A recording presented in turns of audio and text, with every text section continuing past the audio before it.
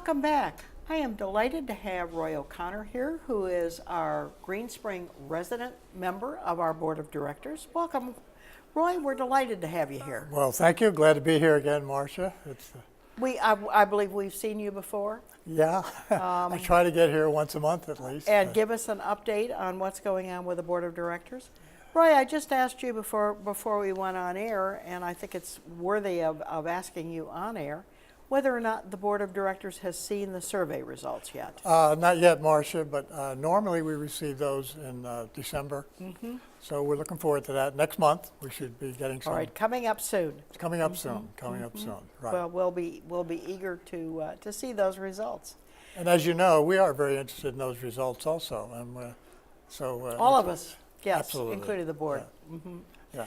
Roy, I understand you attended a wonderful conference in Boston the first week in November. Yes, I did. I think most of the residents know about Leading Age. I mean, we've had one of their representatives here, Stephen Magg, has visited under the auspices of our VACRA group. VACRA, yes. A couple of times. And Steve does a great job of keeping us up to date on different studies and things that they do. But for maybe some of the residents who don't know about Leading Age, it's really an organization that's there to try to advocate for seniors, whether it has to do with health issues or housing or anything to do with making our lives better and helping us live better in our older years. But yes, I attended the convention. It was up in Boston, November 1st to the 4th, as a representative from our board. My first convention with Leading Age, it was great. There were a lot of good speakers. They had a couple of general sessions. But again, just back to Leading Age, I mean, it's a big organization. So they have something like 6,000 nonprofits that are members of Leading Age across the country. Are they all CCRCs? No, they could be nursing homes, assisted living. All right.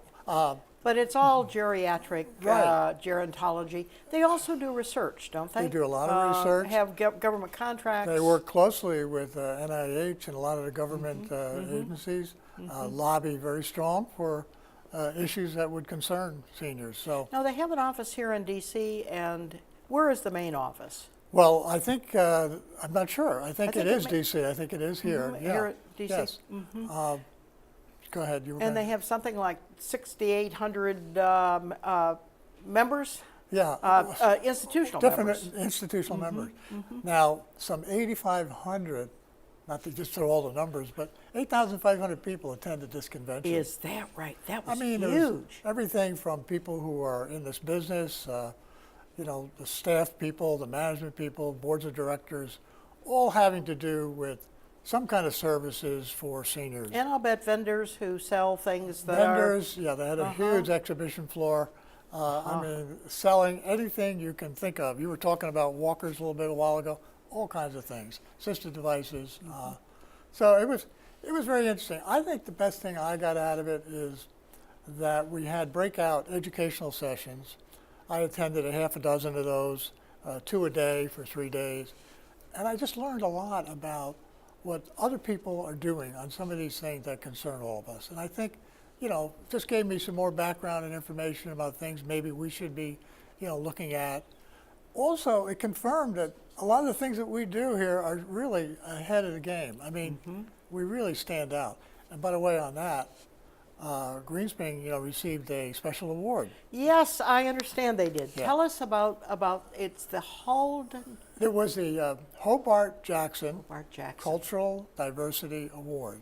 Yes, and this was Green Spring was the only one that received this award. Yes, we were it across the whole nation. It was very exciting. I was sitting up front with those of us who were there from you know, Erickson Communities. And it was just great. Did you know this was going to happen? Oh, yes, I knew it was going to happen, sure. You know, Tamika Mitchell, our HR director, had submitted all the applications for this award, so I was well aware that we were going to receive it. And Ben accepted it for Green Spring? Ben accepted it for Green Spring. Our friends right here at Channel 6 had prepared a great video background that they showed on the stage, and it was very nice. Oh. It was, I think it was a well-deserved recognition.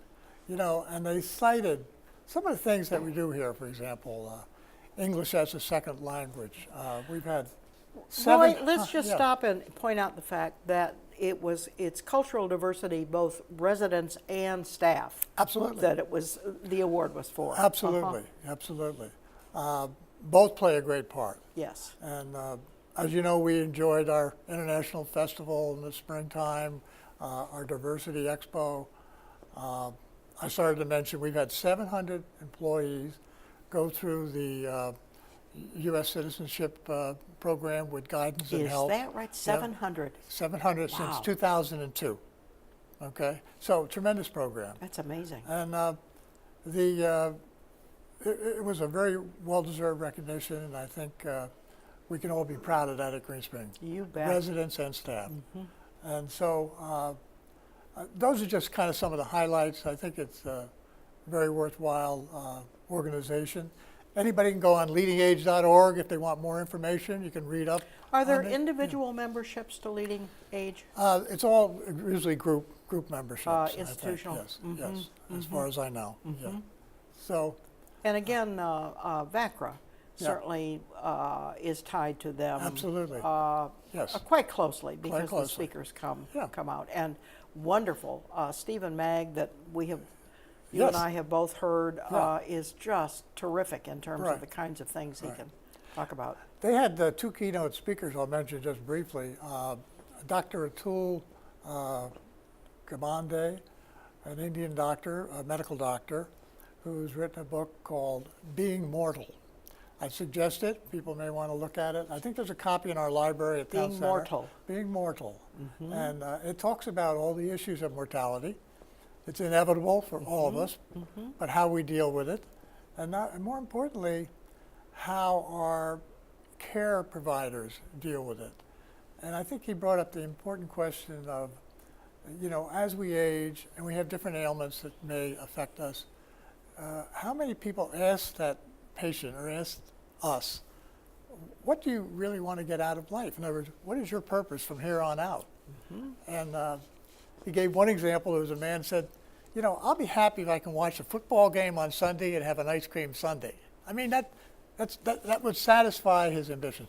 Someone else may have something else. So I think it was really right on. And I think this was a theme that I heard in many sessions throughout the convention, where we're talking about not just the health of a person, but the wellness of a person, whether it be medical, physical, and I think spiritual. Also, something else that I've been hearing about are many more group discussions of death. Yes. Death cafes in both Europe and this country is a new concept. Death courses. I'm reading more and more about discussions like that. So that would be consonant with that same approach, wouldn't it? Yeah, I think it's very important. I mean, And very healthy to be having these discussions. exactly. So and there were some motivational speakers and that type of thing. But so that kind of really, excuse me, some of the highlights of the conference. But we have some other things coming up. The board was here last week and approved the budgets for next year. I know the residents have probably, some have asked me, Roy, when are we going to hear about this and so on? I was going to say, can we see those, Roy? Before the end of the month, probably by the 27th of the month, the residents will receive a notification of next year's fee changes. That'll come from Ben Cornwaith, mentioned that at his town hall meeting. And then I can announce today, we just concluded today that on December 9th, the board will be here for the normal town hall meeting in the theater. December 9th. December 9th. Okay, so anybody can come, sit, and they'll go over the budget. And they will be going over the budget at that point. Exactly. And at that point presenting the fee. Well, they already have knowledge of that once they receive their individual letters before the end of the month. But at that time, they'll be able to explain how we arrived at those figures. And again, we're trying to balance fiscal responsibility with the needs of the future as well as stability for the current residents. So I think, it should be a good session. I encourage people to come out. Oh, absolutely. It's a critical session. Yeah. And so I think, that's important. The other thing people have asked me, what about repositioning Garden Ridge, what's going Oh, on? yes. Well, the latest thing, and I just reiterate what Ben passed on at his meeting on Monday, that we're just in the final stages of the permit process with Fairfax County for the Garden Ridge addition and changes that we want to plan there. As you know, we're going to add a wing to the backside of the building. We're hoping that the permit process will be completed and approved before year end, and we will begin actual work in the first quarter of next year. Of the first quarter. First All quarter. right. So We had hoped to sometime do- in the winter. Right. So that'll be the early stages.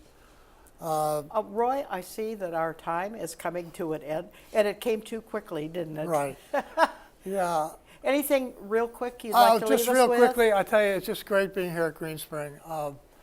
Just a week ago, I enjoyed that wonderful Veterans Day service in the chapel with the choristers and, everyone. It was just wonderful. And those patriotic songs still ring in my ear. And so at this time of year, I think it's good to step back and be thankful for what we have here at Green Spring. And I wish everybody a very happy Thanksgiving with your families. It's only a week away tomorrow, and hopefully they'll enjoy that holiday. Well, and we will see you again in December. Okay.